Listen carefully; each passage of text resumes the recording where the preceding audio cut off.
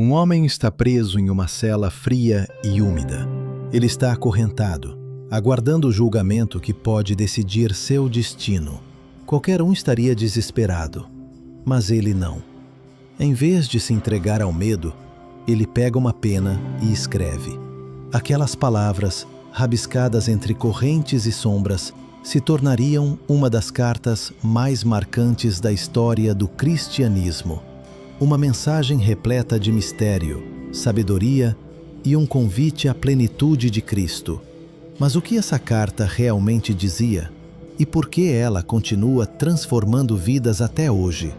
Hoje, vamos mergulhar na grandiosa história da Carta aos Efésios e descobrir o poder que ela ainda carrega para nós.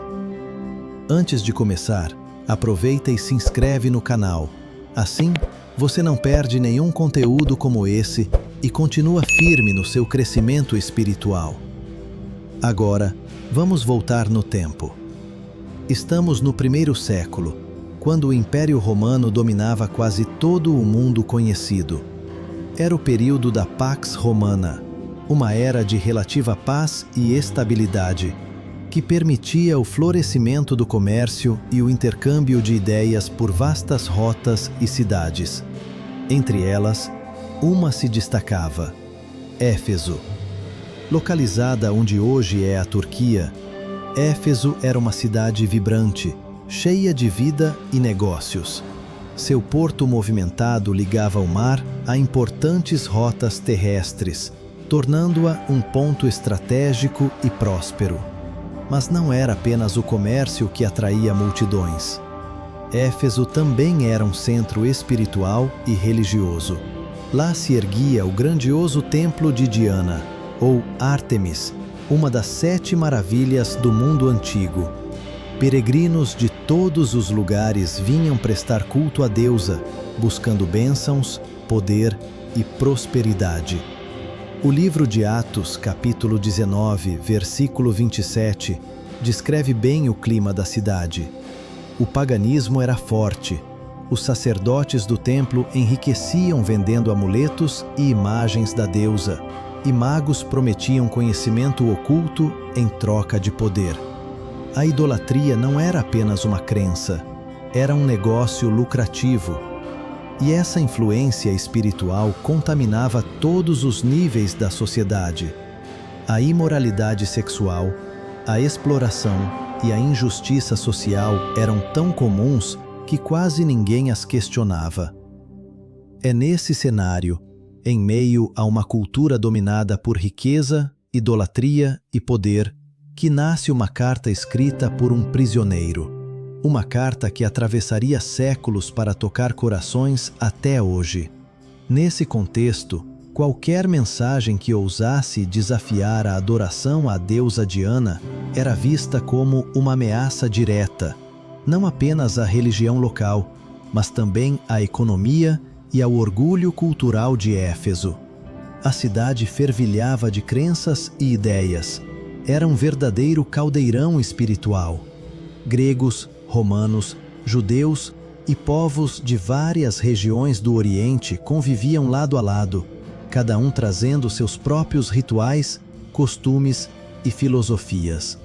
Os judeus, embora tivessem suas sinagogas e tradições firmes, eram minoria, e o seu monoteísmo, a fé em um único Deus, contrastava de forma gritante com a religiosidade politeísta predominante.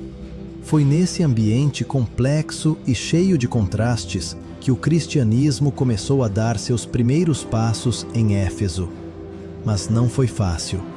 Os seguidores de Cristo enfrentavam oposição feroz dos pagãos, que viam na nova fé uma ameaça ao culto de Diana, e também resistência de alguns judeus, que não aceitavam a mensagem do Evangelho.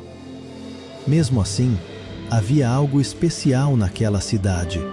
A posição estratégica de Éfeso, conectada por rotas comerciais a quase toda a Ásia Menor, fazia dela um ponto-chave para a expansão da nova fé. Qualquer mensagem que ganhasse força ali poderia ecoar por todo o império. Mas plantar a semente do cristianismo naquele solo tão resistente exigiria algo além de palavras bonitas.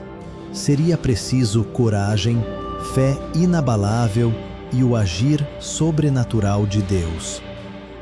Foi então que Paulo, o apóstolo das nações, chegou a Éfeso. Homem de fé inabalável, ele trazia consigo não ouro, nem poder, mas uma mensagem capaz de mudar o rumo de vidas. Logo ao chegar, Paulo encontrou alguns discípulos que já haviam ouvido falar de Jesus, mas ainda não conheciam o poder do Espírito Santo.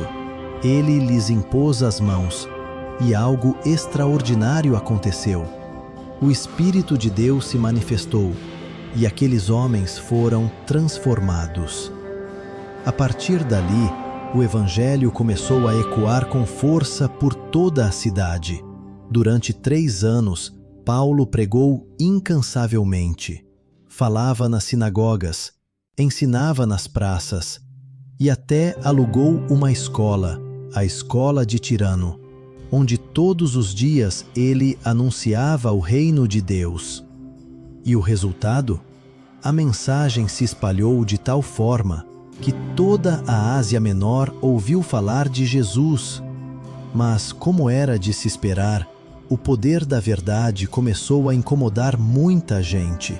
Os artesãos que viviam da venda de imagens da deusa Diana começaram a perceber que seus lucros estavam diminuindo.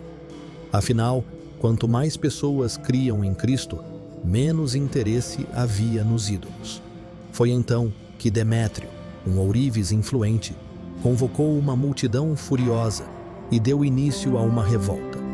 As ruas de Éfeso se encheram de gritos. Grande é Diana dos Efésios. A cidade mergulhou em caos, mas mesmo diante da perseguição e da fúria popular, a mensagem do Evangelho não foi silenciada.